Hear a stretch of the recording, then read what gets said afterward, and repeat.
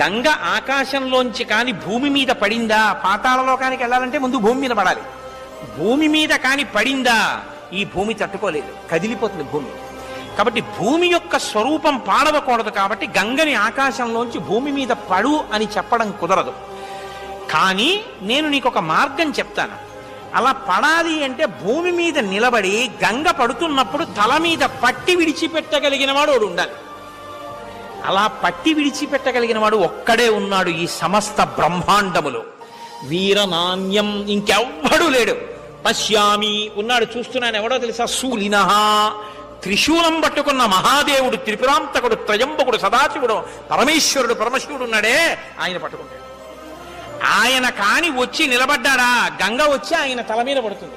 ఆయన తల మీద పడితే ఆయన తట్టుకోగలడు, భూమి కూడా తట్టుకోగలదు. ఆయన తల నుంచి కింద పడుతుంది.